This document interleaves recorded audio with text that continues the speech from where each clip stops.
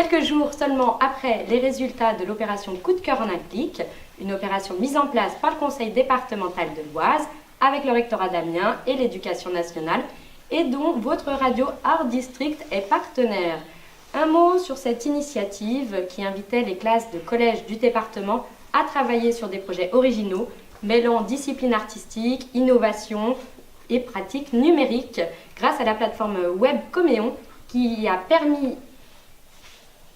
Sympa le montage. Grâce à la plateforme web Coméon qui a permis à chaque classe de tenir un blog et de rendre compte de son travail, puis d'inviter les internautes à les soutenir.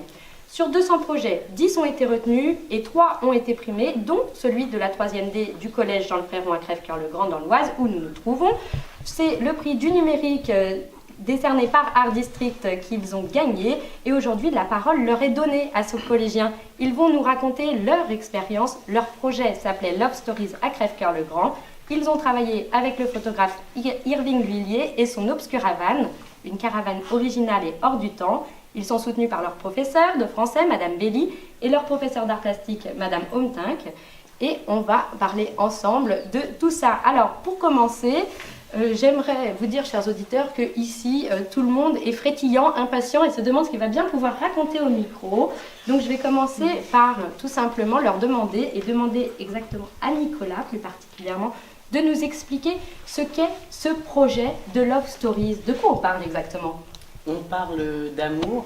Le pays, ça mélange deux matières, le français et l'art plastique, où on a eu les professeurs de français, Madame Belli, et la professeure d'art plastique, Madame Omtinck, accompagnés d'un intervenant, Irving Lhuillier. Et un jour, nous sommes allés visiter l'exposition au Photonal et au Mudo à Beauvais, qui s'intitulait Love Story, et c'est pour ça qu'on a choisi ce titre. Je vois que cette exposition vous a bien marqué. Et alors, celui qui vous a sûrement marqué, c'est Irving Lhuillier, qui n'est pas là aujourd'hui, mais qui était le photographe intervenant lors de ce grand projet. Il est venu avec une Obscuravane. J'ai noté que c'était une caravane originale et hors du temps. Est-ce que, Héloïse, tu pourrais nous en dire plus sur cette Obscuravane ? Qu'est-ce que tu en as pensé quand tu l'as vue et qu'est-ce que c'est ? L'Obscuravane et sa caravane, donc son moyen de travailler. Sa caravane renferme ses anciens appareils photo anciens, enfin sa collection, et il nous a tout présenté. Et voilà. Alors, qu'est-ce qu'il y avait de surprenant quand il vous a ouvert cette collection ? On a vu différents appareils photo anciens qu'on n'avait jamais vus, car ce n'était pas de notre époque, donc on ne les a pas connus. Est-ce que tu peux m'en parler d'un en particulier qui t'a marqué, par exemple ? L'argentique, l'appareil photo en argentique. Est-ce qu'il y a eu vous avez manipulé ces appareils ? Oui, il nous a appris à les manipuler et comment on s'en servait de différentes façons. Et donc, on a vu aussi comment les développer et voilà. J'aimerais par exemple qu'on commence par la poésie. Comment est-ce que la poésie s'est inscrite dans ce travail, Claire ? À quoi ça ressemble une photo avec un poème ? Eh bien, on avait notre photo et on écrivait par-dessus des vers pour exprimer, faire parler la photo. Est-ce que vous avez inventé ces poèmes ou est-ce que vous êtes allé les chercher, je ne sais pas, chez des grands auteurs ? Non, on a tout inventé. Alors, est-ce que vous pouvez me dire, par exemple, Zoé, comment est-ce qu'on cherche l'inspiration face à une photographie ? Il faut aller plus loin, pas regarder que la main, il faut observer les détails et les métaphoriser. Alors, j'aimerais bien que tu nous parles de la photo et du poème qui allait avec et que tu as réalisé. Moi, personnellement, j'ai pris une photo où avec Mathilde, on se tenait la main. C'était notre ombre. Et par-dessus, j'ai écrit un poème en rapport avec un amour ou une amitié par rapport à un souvenir. Un souvenir commun à toutes les deux ou qui n'avait rien à voir ? Commun. Alors, Mathilde, comment est-ce que vous avez travaillé toutes les deux sur cette photo et sur ce poème ? J'ai aidé Zoé un petit peu quand elle avait besoin de mon aide, mais moi j'ai travaillé sur une autre photo avec un autre poème. Alors j'aimerais bien que tu nous en dises plus. Alors moi j'ai pris une photo de l'église de Crèvecoeur-le-Grand où il y avait deux gargouilles et j'ai imaginé une histoire comme si elles étaient amoureuses mais séparées par le bâtiment. Oh là là, c'est trop romantique. On a parlé des réalisations, de comment vous avez travaillé la photographie, la poésie, le dessin. Maintenant, j'aimerais qu'on en vienne au sujet du numérique. Le numérique, c'est Internet. Le numérique, c'est pas que ça, c'est aussi les vidéos. Alors, j'ai vu sur votre blog, puisque la plateforme Coméon, qui était partenaire, avait proposé à toutes les classes, et c'était même imposé, de tenir un blog et de raconter les avancées du projet. Vous avez participé à ce blog, vous avez même fait une vidéo et j'ai vu que vous aviez réalisé ce qu'on appelle un mannequin challenge. Alors, peut-être que tout le monde ne connaît pas ce qu'est un mannequin challenge. Lou, est-ce que tu peux nous dire en quoi ça consiste? En fait, un mannequin challenge, ça consiste, il y a une personne qui filme et d'autres qui ne bougent pas pendant une action. Et on réalise un petit film comme ça qui raconte quand même quelque chose ou pas? En fait, ça dépend dans quelle action on est. Donc ça peut être chez soi, dans son canapé, ou comme nous, dans une caravane ou dans le collège. Qui a eu l'idée de réaliser un mannequin challenge?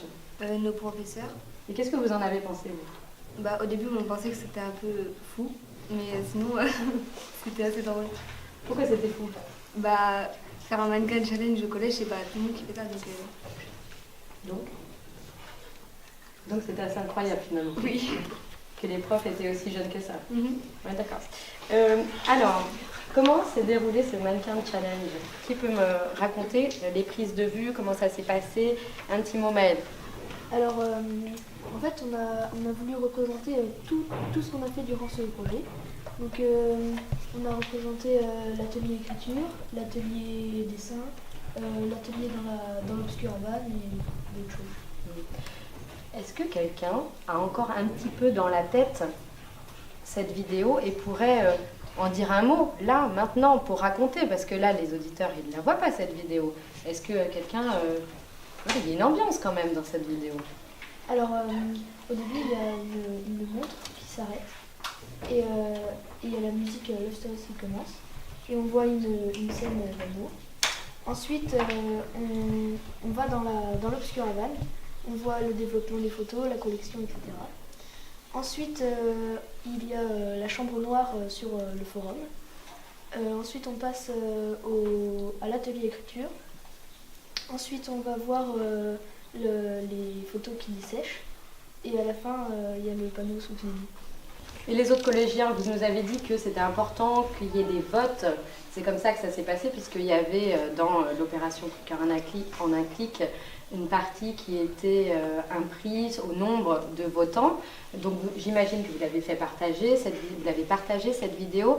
Est-ce que le collège s'est impliqué? Est-ce que vous avez dans les autres classes d'autres collégiens qui ont vu cette vidéo et qu'est-ce qu'ils en ont pensé? Nicolas, est-ce que tu sais, toi? Déjà, nos professeurs nous les ont fait partager par toutes les classes. Ils ont demandé de nous soutenir et de mettre leur adresse mail et confirmer pour qu'il y ait plus de votes pour gagner. Comment on se sent quand on sait que tout le collège, même peut-être une partie de la ville, a vu sa vidéo? On se dit qu'on est un peu ridicule quand même, mais au final, c'est une bonne expérience quand même. Est-ce qu'il n'y a pas quand même un petit peu de fierté, Lou? Ah non. C'est surprenant parce qu'on ne peut pas savoir si les gens qu'on connaît l'ont vu. Donc ça fait bizarre. Est-ce que toi, tu l'as montré autour de toi? Bien sûr. Quelles ont été les réactions? Que c'était bien fait. Est-ce que tu n'es pas fière du coup d'avoir participé à ça? C'est pas de la fierté mal placée, hein, ce dont je parle. Non, ça va, mais c'était bien. Vous m'avez parlé des réseaux sociaux, que vous aviez partagé beaucoup sur ces moyens de communication, ces nouveaux moyens. Est-ce qu'on peut aussi parler du blog? Je sais qu'il y avait un blog qui était proposé, que vous avez alimenté. Comment vous êtes organisé là-dessus, Alexandre? Il y a eu un blog, vous l'avez tous alimenté, vous avez tous écrit. Comment vous êtes organisé pour faire ça? Au début, en classe, on a commencé à faire sur des trucs, des pages de texte, on a commencé à mettre des images et expliquer comment on a fait ça. Et tous les 2 jours, on a partagé donc, sur le blog donc, ces textes.